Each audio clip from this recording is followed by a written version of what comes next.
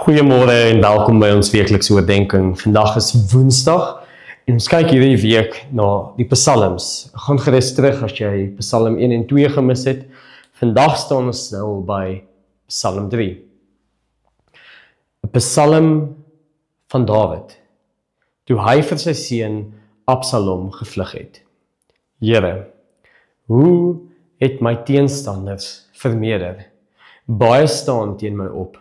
Baie sê van my, daar is geen redding vir hom by God nie.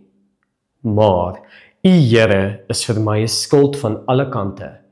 U is my eer en die een wat my kop hoog hou. Wanneer ek hard uitroep na die Here, antwoord hy my van sy heilige berg af. Selah. Ek kan gaan lê aan die slaapraak en wakker word, want die Here onderskraag my.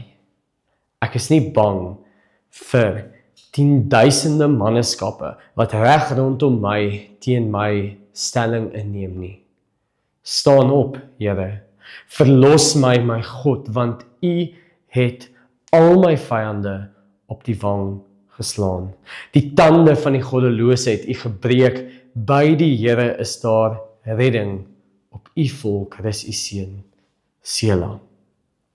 Dit is dan Psalm 3 uit die woord van die enigste en lewende Here.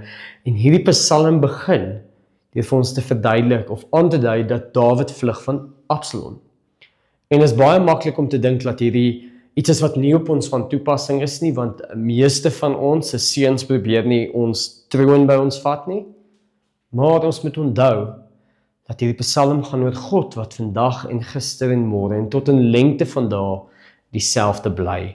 Die karakter wat hy aan en deur Dawid openbaar is wie hy vandag steeds is.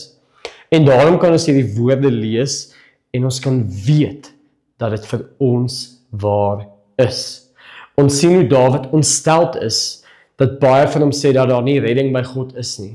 En ons kan hiermee vereenselwig, want in vandag se wêreld wat baie sekulêr is, kan mense dikwels die geloof direk of indirek spot. En ons kan baie maklik voel dat die wêreld vir ons sê, ons geloof is belaglik.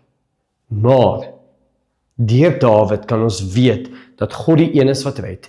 Hy is die een wat beskerm, en ons kan weet, dat ons van hom af sal hoor, van sy hemeltroon af. Dit is iets, wat ons ook moet besef, dat hierdie wêreld wat met ons geloof die spot dryf, nie teen God kan staan nie.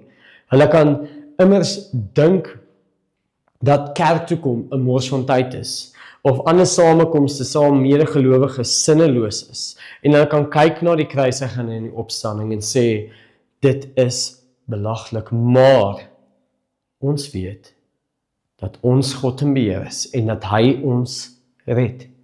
Selfs al begin ons twyfel, selfs al begin die wêreldse gedagtes by ons inklim, kan ons weet ons redding is by God. Wanneer dinge moeilik gaan, onthou, God is vir jou 'n skild van alle kante. Mag ons vandag opnuut beleef hoe God aan ons kant is, hoe hy ons red en hoe hy ons vashou wanneer ons omstandighede moeilik is. Kom sluit dan af deur die woorde van Psalm 3 volgens Tosie se beruiming te bid. Hoe groei my teenparty, hoe dring hulle naderby. Ek hoor al hoe hulle laster, hy het geen heil by God. Hulle hoon met my, hul spot, en keer my altyd vaster. Maar U sal hulle stuit, U voer die oorlog uit. My God, my skild, my ere, U hef trots hul gerig. U hef weer in die lug, want U verhoor my Here. Dit is dan ons oordeenking van vandag en dan sien ons julle môre vir Psalm 4.